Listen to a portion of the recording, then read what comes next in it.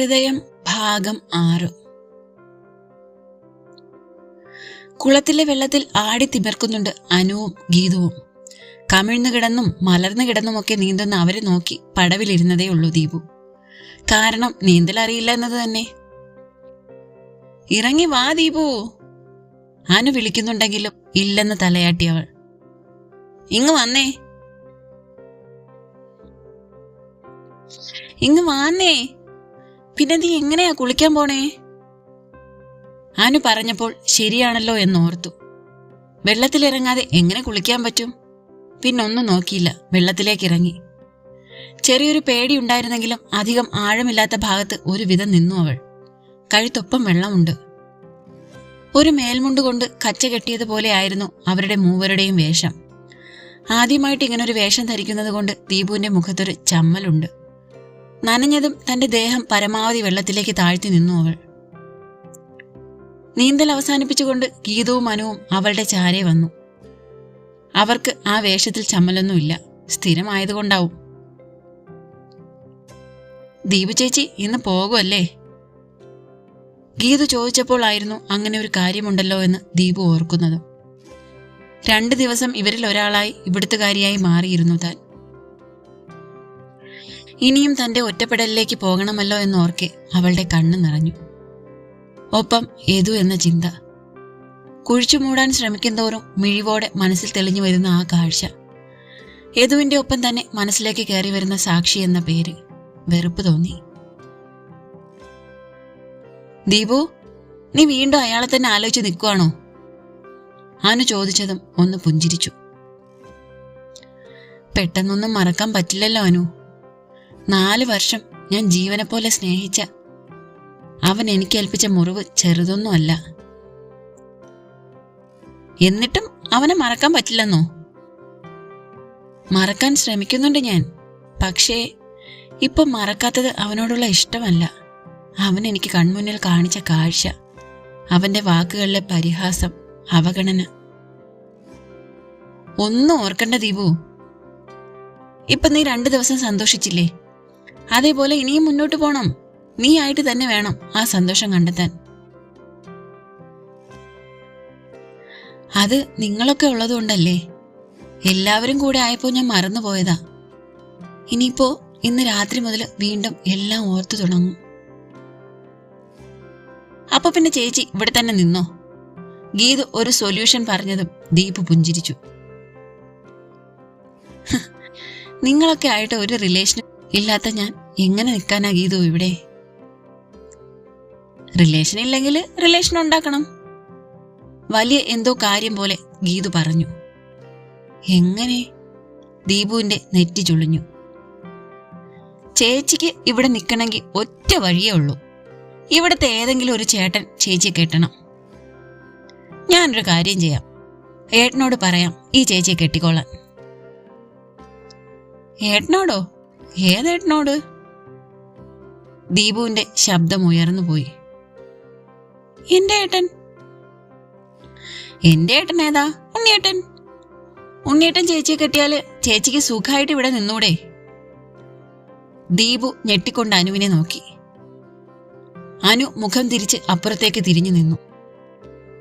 പാവത്തിന് വിഷമായിട്ടുണ്ടാവും. അപ്പൊ ഇവരിഷ്ടത്തിലാണെന്ന് വീട്ടുകാർക്ക് അറിയില്ലായിരിക്കുവോ?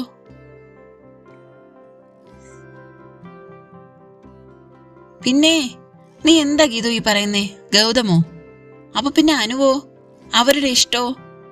ഒരാളെയും വേദനിപ്പിച്ചിട്ട് എനിക്ക് ഇവിടെ നിൽക്കണ്ട ഗീതു. ഇഷ്ടോ? ചേച്ചി എന്താ ഈ പറയണേ? നീ അനുവിനോട് ചോദിച്ചു നോക്ക്. നിന്റെ ഏട്ടനും അനുവും തമ്മിൽ ഇഷ്ടത്തില. അധികം താമസിയാതെ കല്യാണം കഴിക്കാനും പോവുക. അവിശ്വസനീയതയോടെ ഗീതു ദീപുവിനെ നോക്കി, പിന്നെ അനുവിനെയും. സത്യാണോ അനു ചേച്ചി? അനു ഗീതുവിനെയും ദീപുവിനെയും മാറി മാറി നോക്കി. ഞാനും ഉണ്ണിയേട്ടനും ഇഷ്ടത്തിലാണെന്ന് ദീപുവിനോട് എപ്പോഴാ ഞാൻ പറഞ്ഞേ? അനുവിന്റെ മുഖത്ത് അടക്കി പിടിച്ച ചിരി. താനല്ലേ അപ്പൊ എന്നോട് കല്യാണം ഉടനെ ഉണ്ടാകുമെന്ന് പറഞ്ഞേ? അതെ, കല്യാണം ഉടനെ ഉണ്ടാവും. പക്ഷെ അത് ഞാനും ഉണ്ണിയേട്ടനും തമ്മിലല്ല, ഞാനും വിപിയേട്ടനും തമ്മിലാ. ഞങ്ങളുടെ എൻഗേജ്മെന്റ് കഴിഞ്ഞതാ. ദീപുവിന്റെ മുഖം ചുളിഞ്ഞു. വിബിയോ? ആ, വിബിയേട്ടൻ. ഇന്നലെ ഉണ്ണിയേട്ടന്റെ ഒപ്പം ശിങ്കാരിമേളത്തിൽ കൊട്ടാനുണ്ടായിരുന്നു ആള്. അപ്പൊ പിന്നെ എന്തിനാ എന്നോട് അങ്ങനൊക്കെ പറഞ്ഞേ? അതോ, അത് ദീപു തന്നെയല്ലേ ചോദിച്ചേ ഭാര്യയാണോന്നൊക്കെ. അപ്പൊ ഞാനൊരു തമാശക്ക് പറഞ്ഞതാ. എന്നോട് ഇതൊന്നും ആരും പറഞ്ഞില്ല. പിന്നെ നിങ്ങൾ തമ്മിലുള്ള അടുപ്പം കണ്ടപ്പോ ഞാൻ കരുതി. എന്റെ ദീപു, ഉണ്ണിയേട്ടൻ എനിക്കെന്റെ സ്വന്തം ഏട്ടനെ പോലെയാ. ഉണ്ണിയേട്ടനും ഇവൾ എങ്ങനെയാണോ അങ്ങനെയാണ് ഞാൻ. അല്ലാതെ താൻ വിചാരിക്കുന്ന പോലെ. അയ്യേ. ദീപുവിന് ജാള്യത തോന്നി. എന്നാലും ഉള്ളിലൊരു സംശയം. അപ്പൊ ഗൗതം പറഞ്ഞല്ലോ ഇവിടെ അവനെ കാത്തൊരു പെണ്ണുണ്ട്, ആ പെണ്ണിനെ അവൻ ആത്മാർത്ഥമായിട്ടാ സ്നേഹിക്കുന്നതെന്നൊക്കെ. ആണോ? അങ്ങനെ വരാൻ വഴിയില്ലല്ലോ. അതെന്താ? ഇവിടെ എന്തായാലും ഉണ്ണിയേട്ടൻ സ്നേഹിക്കുന്ന ഒരു പെണ്ണില്ല. ഇനിയിപ്പോ അവിടെ എങ്ങാനും ഉണ്ടോ ആവോ? ഉണ്ടാവില്ല. അല്ല, ഇപ്പൊ ഏകദേശമൊക്കെ ക്ലിയർ ആയില്ലേ? ഇനി ഗീതു പറഞ്ഞതുപോലെ നമുക്ക് നോക്കിയാലോ? പെട്ടെന്ന് ദീപുവിന്റെ മുഖം മങ്ങി.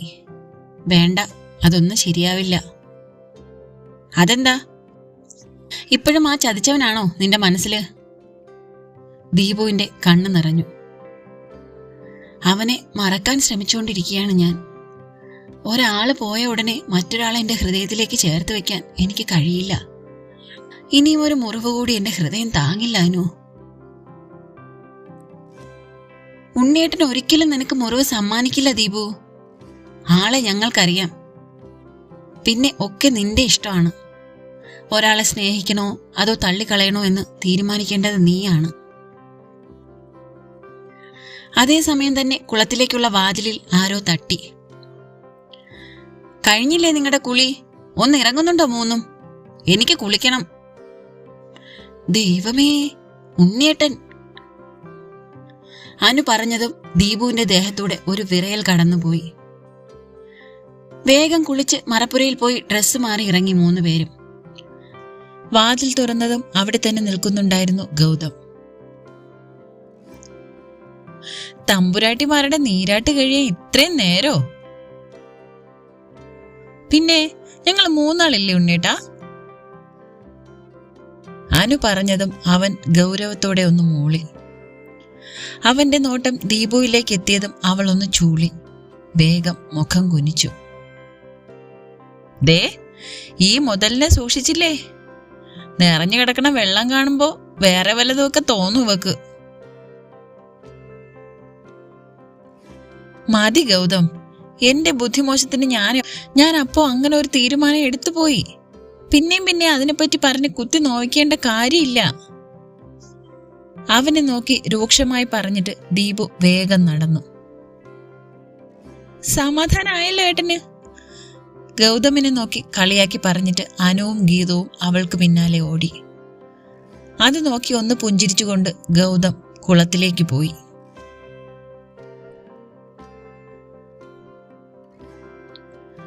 കുളിയൊക്കെ കഴിഞ്ഞ് വീട്ടിലേക്ക് കയറിയതും ഗൗതമിന്റെ അമ്മ ഫുഡ് കഴിക്കാൻ വിളിച്ചു. അനുവിനെയും ഗീതുവിനെയും കാത്തുനിന്ന് അവർക്കൊപ്പം ടേബിളിന്റെ അരികിലെത്തിയതും അവിടെ ഗൗതമും അച്ഛനും ഒക്കെ ഇരിക്കുന്നുണ്ട്. ഇരിക്കുമോളെ. ചിരിയോടെ അച്ഛൻ പറയുന്നത് കേട്ട് അവൾ ഗൗതമിനെ നോക്കി.